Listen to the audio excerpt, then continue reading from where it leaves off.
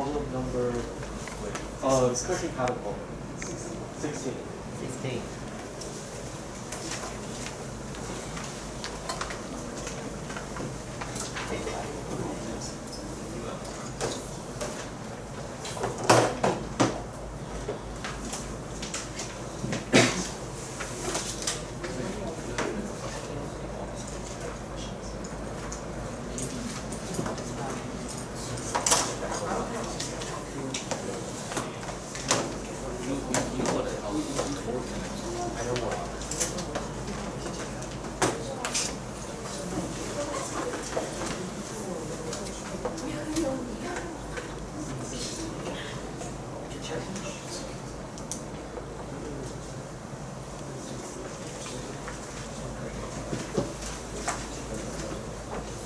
You accept the challenge. Accept.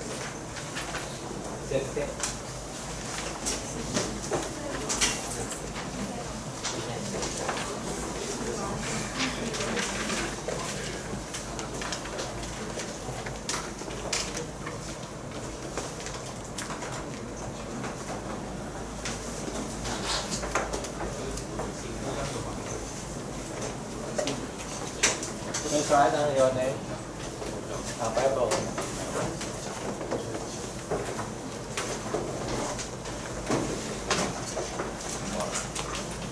他没有拿出去。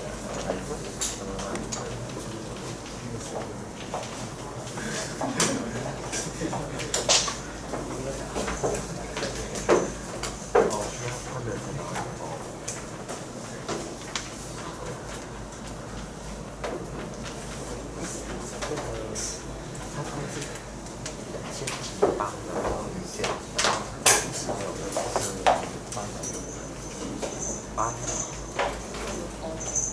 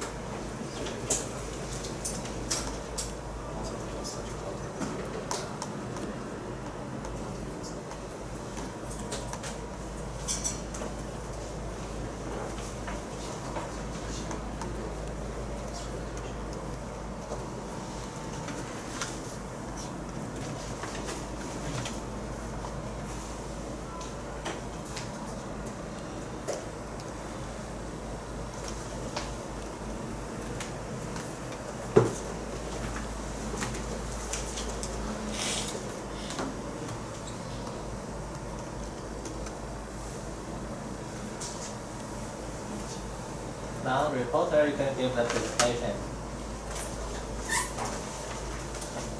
Honorable jurists and fellow competitors, I'm the reporter from Team S603. The problem I'm going to report is cushion case. Here's a problem statement. Place an object on a large air cushion and drop several other objects in such a way that the first object is catapulted away. Investigate how the exit velocity depends on relevant parameters. And our main focuses will be why is the first object catapulted away and how relevant parameters will affect the exit velocity. And here's an outline of my report. First, I will talk about the preliminary experiment, where I will demonstrate the phenomenon and explain the qualitative. And I will go on to the quantitative theory model, where the mainly focuses on the momentum and the air pressure. Then the experiment part, I will show some data that I've done for different parameters in my experiment. And last is the discussion and the conclusion. And here's the experimental setup and the equipment. So I have an electric magnet to release the metal ball, and so it will force on the cushion and the wooden cube will be catapulted. And this is a trajectory explanation. And for the y components of the two objects. So first, the releasing object will fall on the cushion, and there will be a acceleration stage where the catapulted object will decelerate and the releasing object will be accelerating. And after that, the catapulted object obtain a velocity and reach a maximum height. And here's a qualitative explanation. So first, when the release object was dropped on the air cushion, and the air inside will get accelerated and obtain momentum. And because of the air's momentum and the catapulted object will obtain a momentum because of the pressure from the underfront of the catapulted object.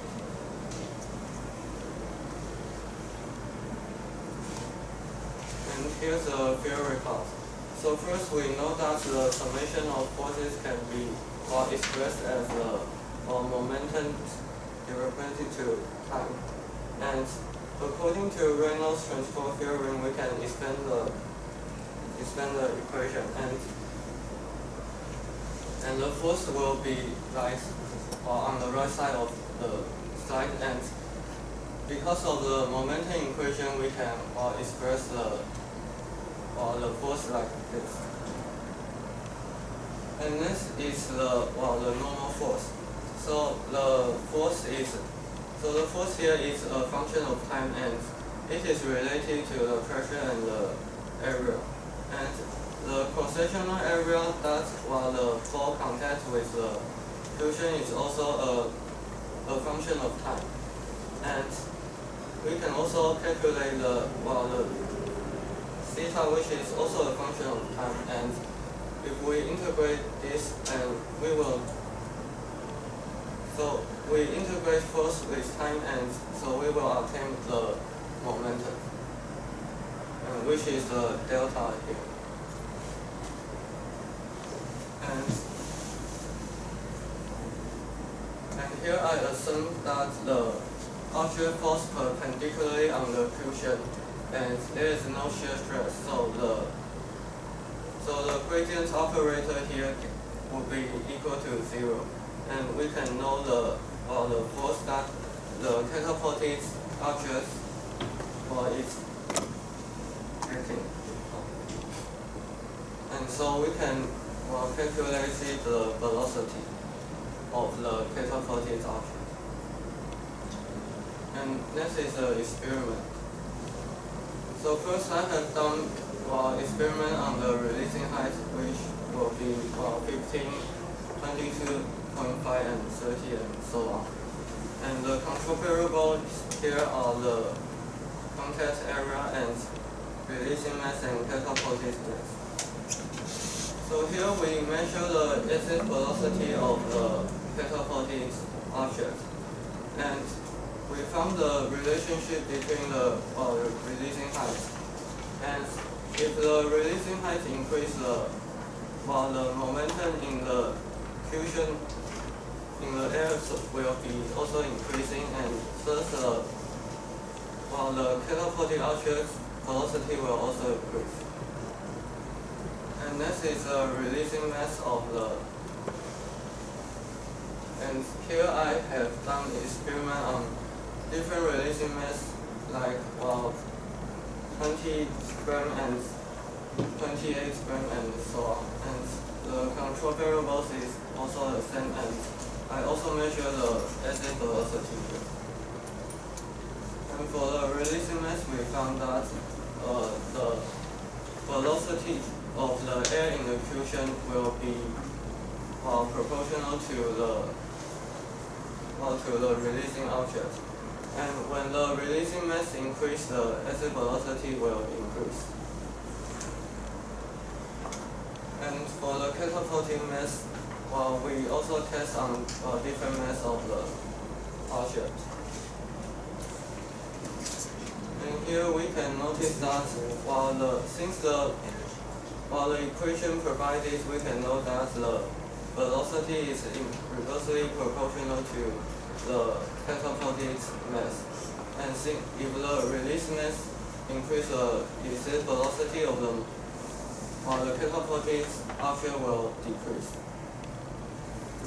And for the contact area, here actually in my experiment I have used the wooden cube to be the catapulted object, and so we can know the contact area of the catapulted object by calculating the cube's area. And when the contact area between the catapulted object and cushion increase, exit velocity will increase since like the equation provided, it will be proportional to the contact area. And discussion. And here I have measured the catapulted angle in different situations.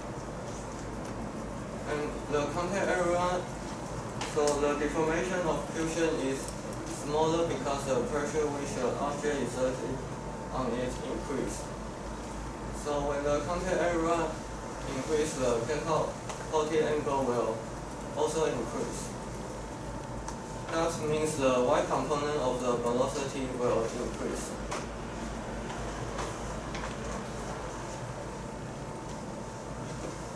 And here are the relation between the catapulted angle and the releasing height.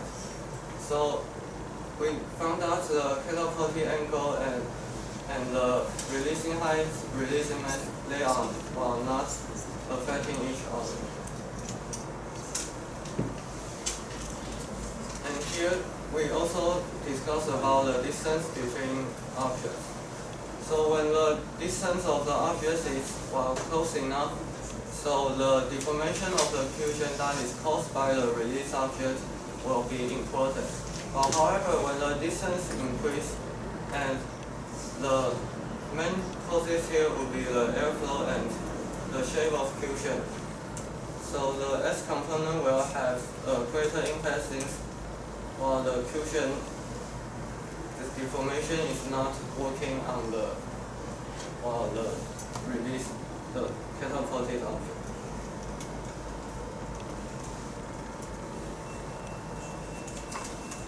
And we measure the exit velocity in different distance between objects.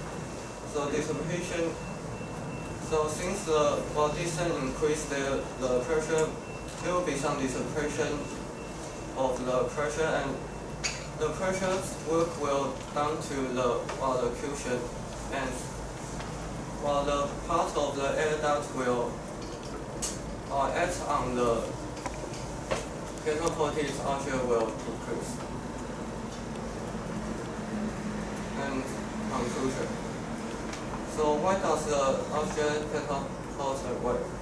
So we know the summation of the forces, and by some calculation we can know that if the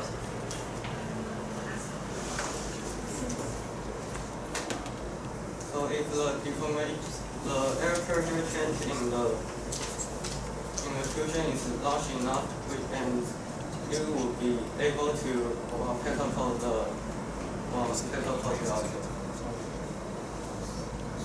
And here for the releasing height and the exit velocity, when the releasing height increase, the exit velocity will increase, and releasing mass increase, the exit velocity will also increase. And catapulted mass, well, if the catapulting mass increase, that means the acceleration from the catapulting archer will decrease, and so the exit velocity will decrease. And the contact area means since the summation of force is the pressure times the area. So if the contact area increases, the force will increase, and so the exit velocity will increase. Thanks for listening. Okay, so now opponent asking the questions. This is a report of the presentation. My first question is that do you consider torque in your economic investigation? No. Okay. And then do you consider the work done on the back by the pressure? You answer this. No. And you said that if the two objects are close enough, the deformation is important, right? Then are you implying that if the two objects are far, the deformation created by the drop object is not important? Yes. Thank you. And when you drop the object, would that bounce back due to the rebounding of the cushion itself? Nearly not. Okay. And do you consider any detail there? And is there any experimental setup modification? Can you Like repeat ET your there? question? Like when you drop, you know the air will be pushed out, correct? Yes. So do you consider any modifications in your experimental setup to consider this and actually seal the cushion so that air wouldn't be leaked? Okay. And do you consider any energy dissipation, such as constriction? Yes or yes? No.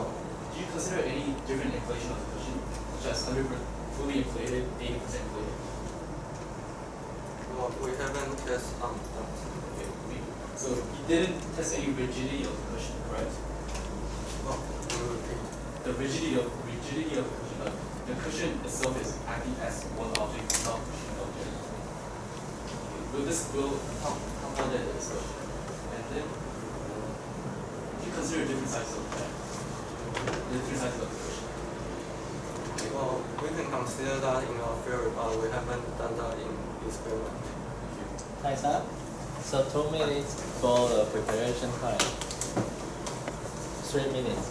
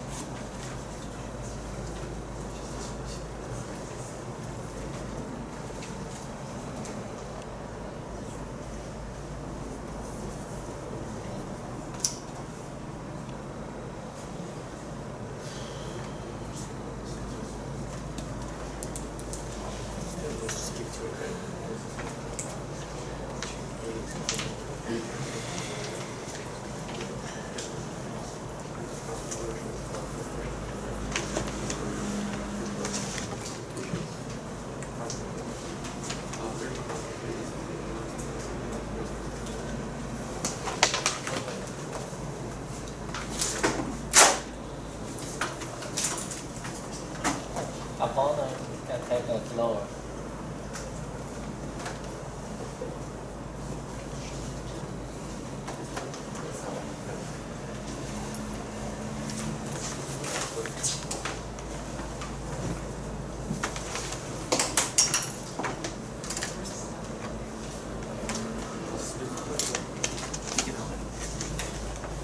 哦，你现在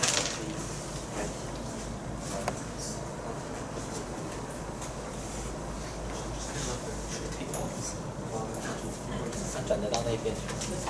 那就直接以那个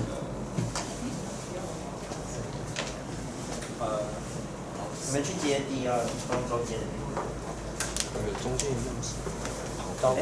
对，发现就是我接那个最左边。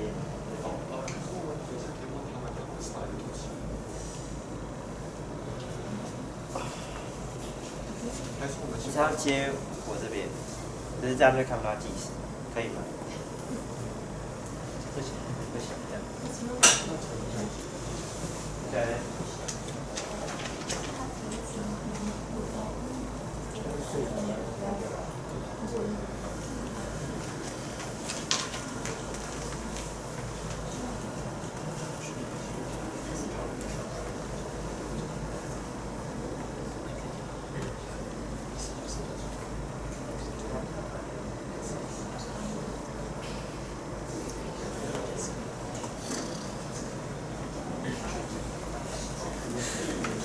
接那边，然后去接那边，他早就接完一起，去接那边。哦，对，去接那边，他留下来，他这个他讲完再回来。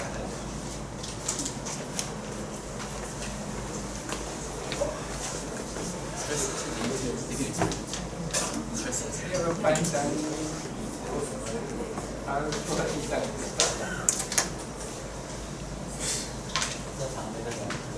搬一张桌子，中间的那里搬一张桌子。对，那张空的可以。Okay, so now you can start. Good evening, everyone. My name is Doug Haplip from Ballers, and I'll be presenting number 16 cushion catapult. This is a problem statement, and the problem statement states that place an object on a large air cushion and drop several other objects in such a way that the first object is catapulted away. Investigate how the exit velocity depends on relevant parameters. And the ideal steps are: first, observation of the phenomenon that affect this experiment. Second, identify the relevant parameters to this phenomenon and make the theory regarding to the parameters. And three, the experimentation of the parameters. And lastly, the analysis of the data. And this is a opponent structure of solving the problem. For the first step, they had observation and qualitative explanation. They dropped the ball to launch a wood cube, and they had a curve to explain their trajectory. And they had momentum through air. Secondly, they had a theory model. They used the Reynolds transfer theorem, momentum equation, moment force dissipation to get the formula for velocity. And lastly, they had experimentation and analysis, and they tested the proportionality of variables such as release height, the release mass, and other parameters that are relevant to this phenomenon. These are the pros and cons for this report. And the pros, they had good representation of their setup, well-developed theory, such as displaying the theoretical line of their theory in their data, and they had error bars in their graphs, and they listed all the parameters out. And the cons were that they have very few data points, and data also does not fit the equation well, and did not really explain the error that could happen in the experiments. And they also did not explain how they got various parameters and failed to acknowledge various lost parameters. These are the points of discussion I would like to discuss in the discussion period. First, the data. For the data part, I'll be discussing the fitting of the theory and the analysis of the theory. Secondly, I'll be talking about the experimental method, such as the parameters, and the comparison of and the importance of the parameters. And lastly, I'll be talking about the location of drop in the experimental method. The last part I'll be talking about is the theory part, and I'll be talking about theories such as torque or energy conservation, such as dissipation, and the end work done on the question. And I would like to open up the discussion. Okay, so now, yeah, do you want to shift back or you want to stay there? Okay, I'll do it for the discussion.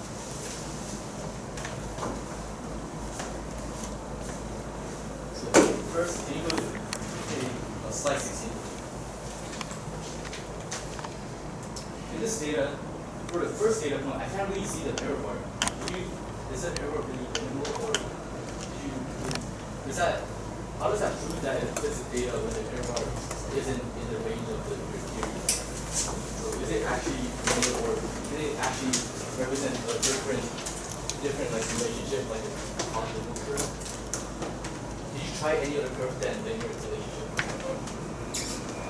No, but I think this is simply to show the trend of the asset velocity. So this like the proportionality of your data actually it does not represent your theory and your data, since we did not really consider different factors like maybe like 1 over x or any other factor like x squared, linear polynomial function is only linear. So you just start with linear level and use it throughout your. Well, the BC here is the velocity of the air in the fusion, and this part is simply for some estimation. So like what I was asking you was your reliability of your data. Your data, you can clearly see that that's not linear, and you just said it looks linear, and you said it's approximately linear and it's proportional. And if you say that, since the phenomenon explicitly says that investigate different parameters, relevant parameters, and its effects on the different effects of the parameters to the exit velocity. So if you don't really consider different like relationship between your data and the theory, how can you possibly compare the importance of your parameters? Because like since you use the releasing max for this, maybe how are you going to compare with drop height or any other parameters if you don't have a proportionality that's actually distributed? Well, in our theory, we have to ignore some factors like the deformation of the fusion. I think that is one of the main points that will cause the deviation. So do you agree that your trend and your experimentation is flawed, and it doesn't really represent the right proportionality of the parameter and the exit velocity?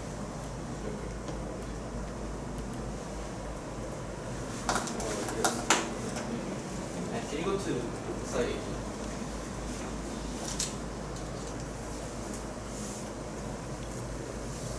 Let's see here. It doesn't really seem for your error bars to actually fit the data you said you were fitting. So do you, or also for this trend, do you agree that your experimentation was flawed and it doesn't represent the correct data, the correct explanation of the relevant parameters of the spectrum? Well, there may be some flaws, but I believe the trend is correct. Okay. And so let's go talk about your theory. So you didn't consider any energy distribution in this experiment, right? We mainly focus on the momentum, and we didn't spend too much. Well, we didn't really discuss the energy. What do you think there should be, or do you agree that there should be energy loss in this experiment? Yes. What do you think the variables of loss of energy should be? What should cause the loss of energy in this experiment? Also, the air in the fusion may obtain some energy. Also, probably it may. So it will get some kinetic energy. Can you please write down the energy conservation of energy equation that might be considered in this phenomenon, like potential energy versus what kind of kinetic energy? Well, I didn't discuss it. Okay, so you have no idea on energy dissipation or any conservation of energy ideas. Well, we can qualitatively explain that, but for the quantitative theory, we didn't discuss about the energy dissipation. You should consider any rotational movement of the launch object. No. So you use the wooden cube for all your experimentation. Yes. And for the drop object, you use a metal sphere. And when you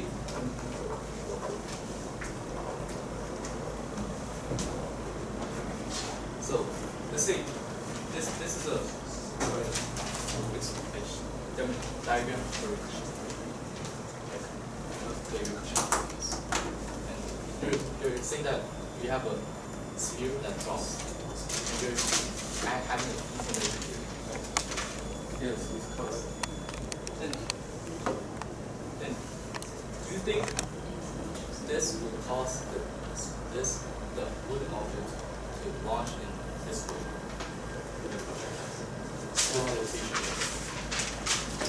It depends on the shape of the solution. And so I think the deformation caused by the release object doesn't really matter. So you're saying that, according to your report, you're saying that the deformation of the object here caused by the cylindrical, like the spherical object, is only important when it's close to this. Do you have any data to show like what's the threshold of the relationship between the deformation? Like, do you have any threshold like L to show when does this deformation come into effect? Oh, we have several experiments.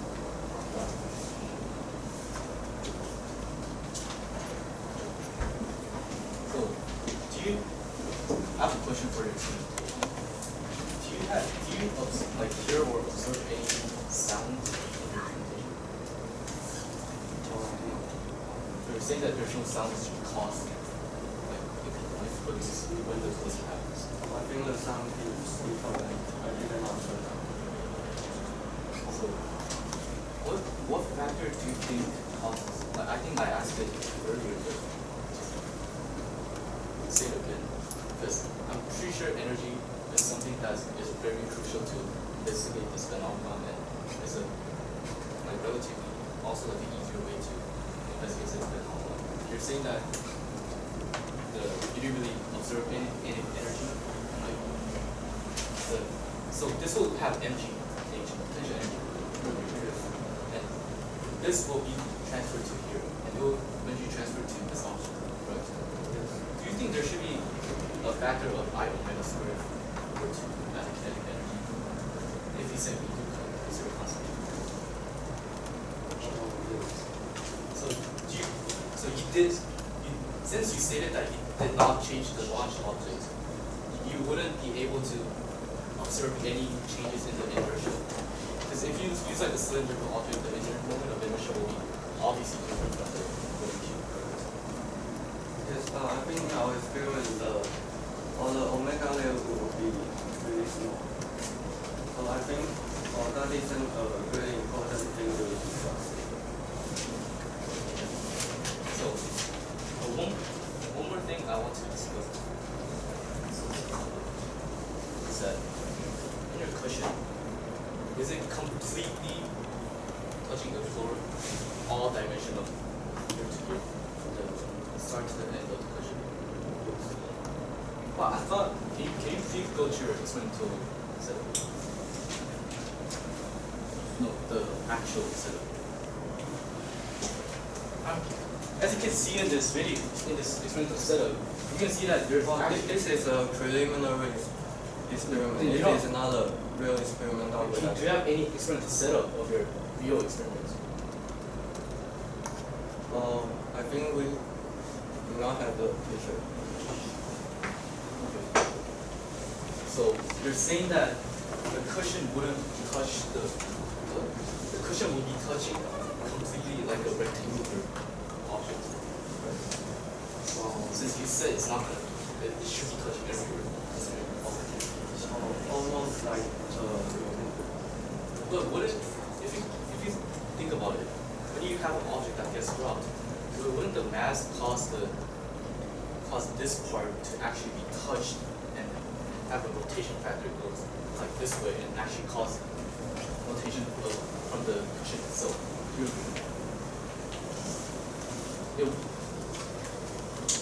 you understand what I mean? the detail of this is small, and I believe the air pressure is a main factor to in this phenomenon. Do you agree that it will be a factor? Even if it's like maybe even if you consider that it will will have less significance compared to airflow, it will have a factor. It will be, this can be considered in your future experiments in consideration of energies. And the next one I want to talk about is the inflation of the cushion. So do you know how much, do you know like the max volume of your cushion? Like when you fully inflate the cushion, not like oh yeah, how do you know? What is it? Do you have any data to show your like volume, like fully inflated? I think we haven't recorded that in our system. Okay, so that's lack of data. And I'm pretty sure if you have fully inflated, there will be minimal effect of dirt moving like that. Okay, number 2. Let's say that there's a cushion like that, right? And you put air in, there will be lots of moles of air. And then it'll get to a position where the volume cannot increase anymore. And that's 100% inflation, 0% And this, if you drop an object, the only force or factor that will be moving the cushion will be only going down. And like there can't be any air Time's up. pressure. So opponent, please come back to summarize the discussion.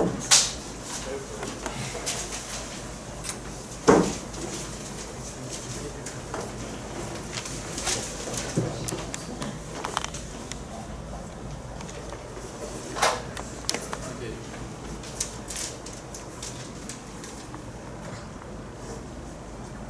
So I'll be summarizing our discussion.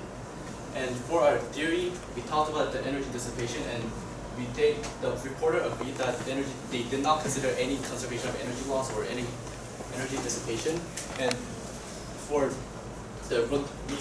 we think that rotational energy is very important to this phenomenon. And for the first topic, they said the experiment does not support the data in regards to releasing mass and the catabolic mass. And you can see that the data does not fit their theory curve, and it's not really proportional, so they can't really compare the parameters. And they didn't consider loss of energy, as I said, and we believe rotational kinetic energy is also important, and impact of inflation of the cushion should be considered, but they did not consider any inflation difference. So now the viewer, you can stand up, you have to ask a question for both.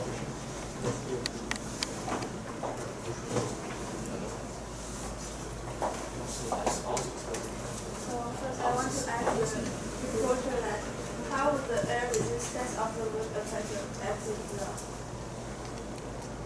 Well, I think that will affect much. It may affect the maximum height the catapulted object can reach us, while not the initial velocity.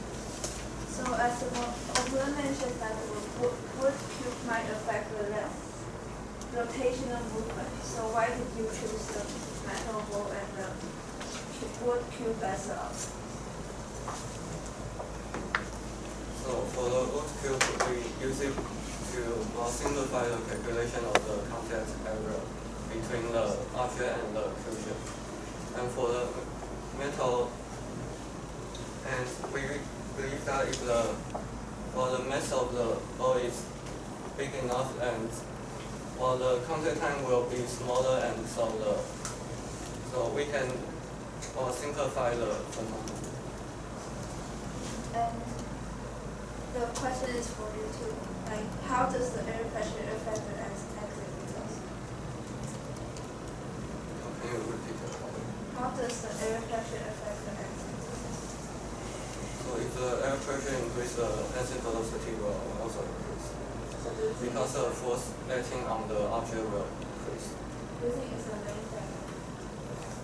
Well, I think it's an important factor. And I also agree that pressure will increase the exit velocity, and you can also calculate that by using work done on the back pressure. So what material have you chosen to use on the air cushion? Well, the air cushion. Well, the material we use is plastic.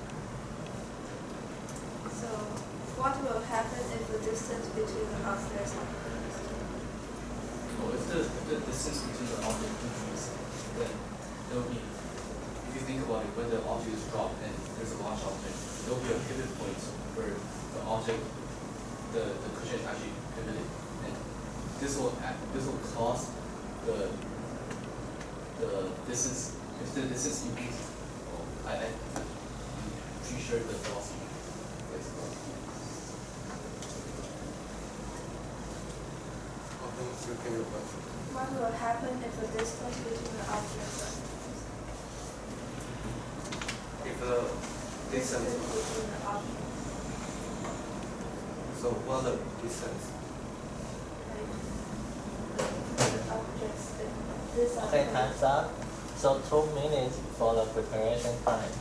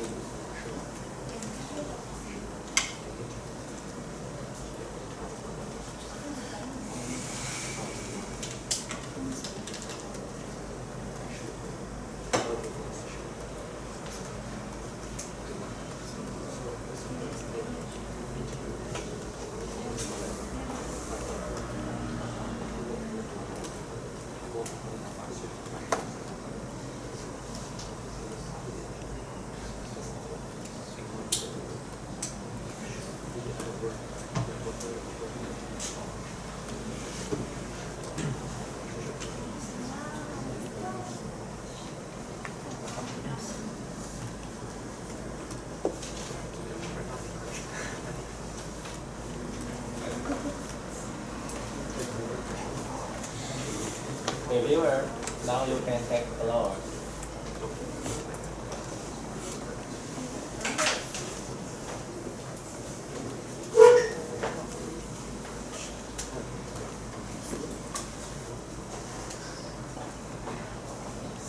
汤库。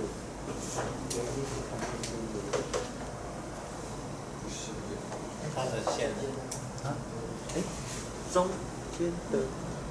对啊，地上有没有？那个还差点嘛，对不对？它是直接转过去的，只是在旁边。哦，不是。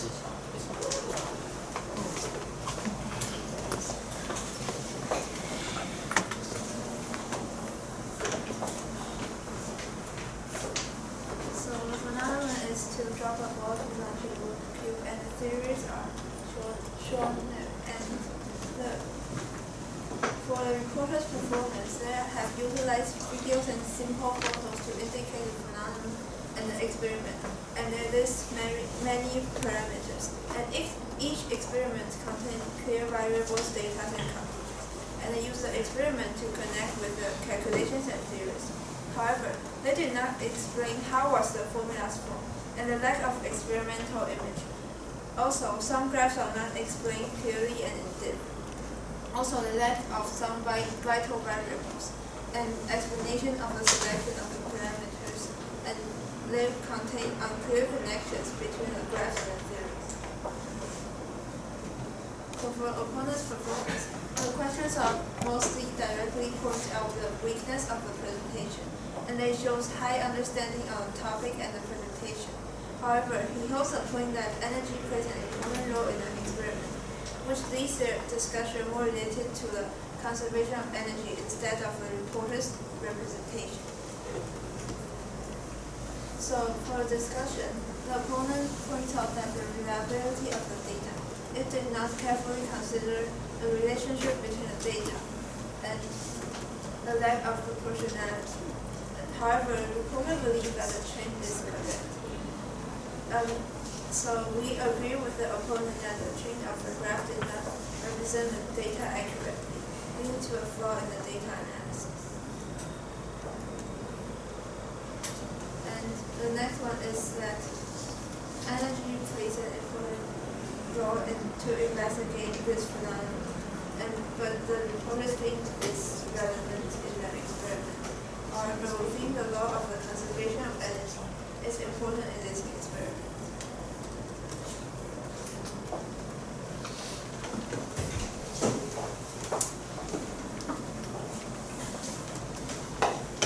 Okay, so reporter, now you can give your concluding remarks. Here's the concluding remarks. When the distance between two objects is found enough, the deformation that is caused by the released object is not important, and so when it's found enough, the main factor would be the shape of the cushion and the airflow in the cushion. And we mainly focus on the calculation of momentum to describe the motion. And we don't think that energy is really necessary to just describe the motion. And we think that the omega, or the rotation of the catapulted object is small, and so it's not important to be considered here. And we think that the air pressure is the main cause in the phenomenon. Catapulted angle may depend on the deformation and the shape of the cushion. And we choose a wooden cube so that it will be easier to calculate the contact angle. Okay, so now time for questions from the jury.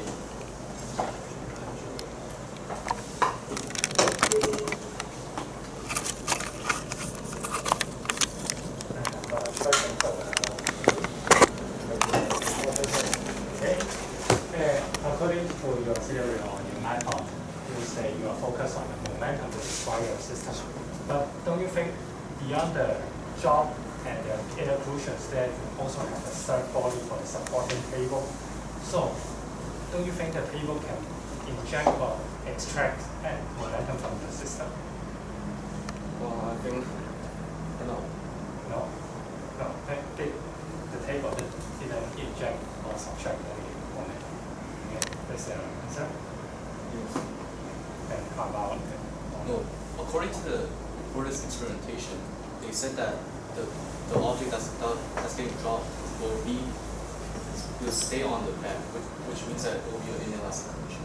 And we can say that some of the momentum will be transferred to the ground, since the hard ground will transfer some momentum. So therefore, there will be loss of momentum to the launch object, which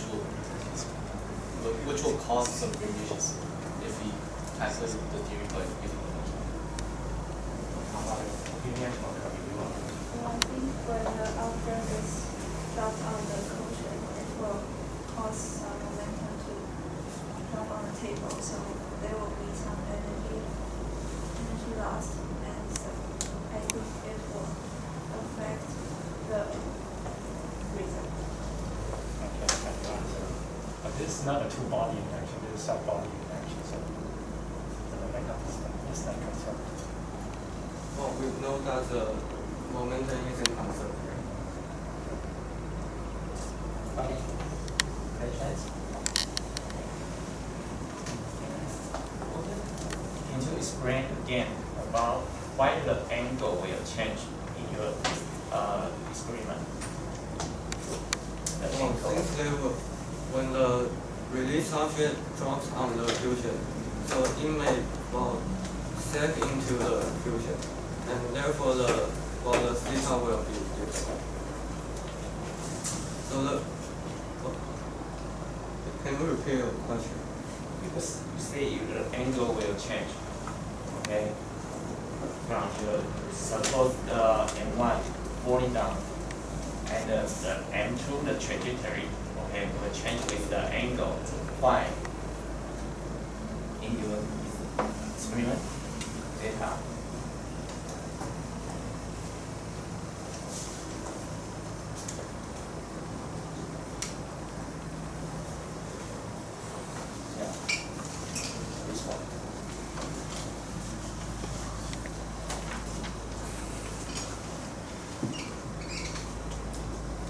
So since if the correction times the area is bigger than so the normal force will be bigger, and so the y component of the velocity will increase, and there would not be too much difference on the s component of the velocity.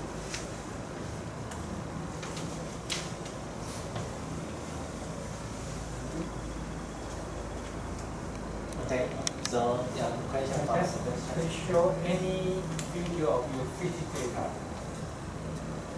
What's data? The fitted data are whatever you are fitting your velocity and the mass.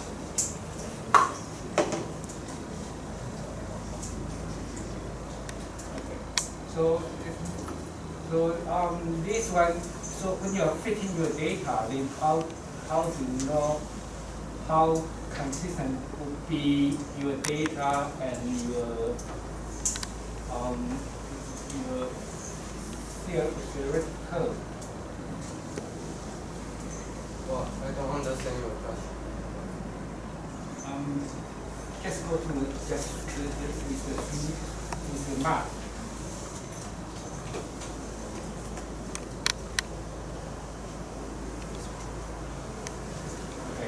So you have three points, right? And it could be, even you predict it to be linear, it could be anything. So how do you know if this fitting is good or bad?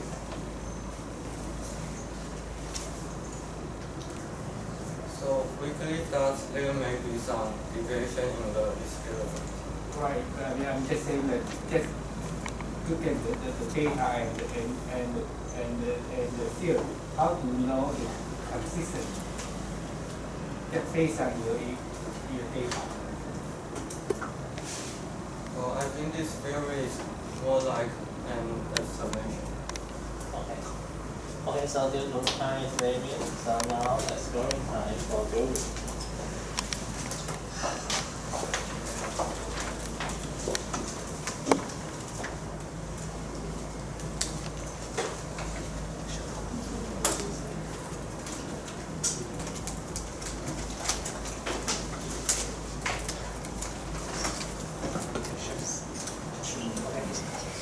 So for reporter, 5, 7, 5, 6, 6.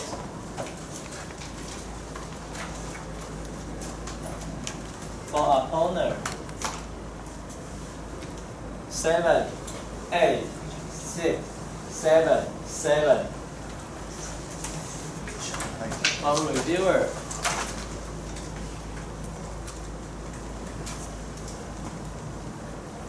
4, 7, 5, 6, 4.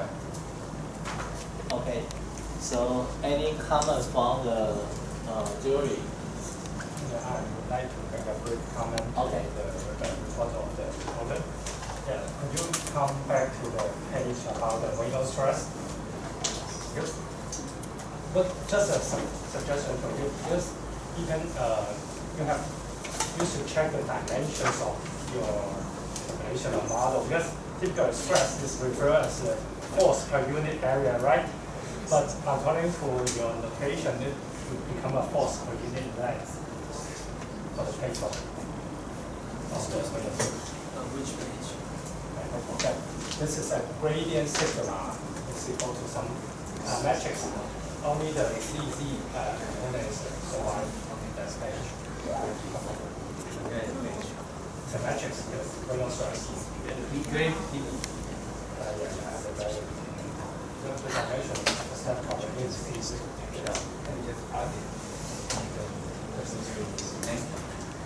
Yeah. Because you have to see the last component, mg is a force. Then taking a gradient is the force per unit area. People refer to stress, that is a force per unit area.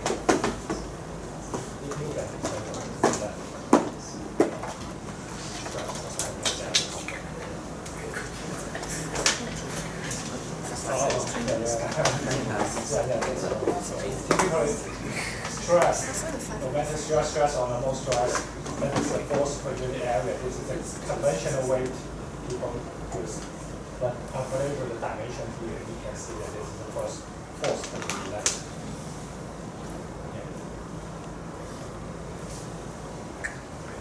Okay, so now the comments. You know that the physics both theory and experiments are very important. And and sometimes when you are comparing to a theory experiment and data, then there are many statistical methods that you can, for example, you can calculate the R-square value, and that will tell you how consistent between the theory and your data. And so this will be some useful trick for you guys when you're doing the experiments and preparing your data. Then you can know that how consistent or how confident you can present the data. And that will be something useful for you. So, I mean, in the future when you're doing your experiments, no matter in physics, in chemistry, in biology, that will be some useful method for you to use. Okay. So any further comment or query? So if not, I would like to close this round of the competition. So let's thank all for your participation.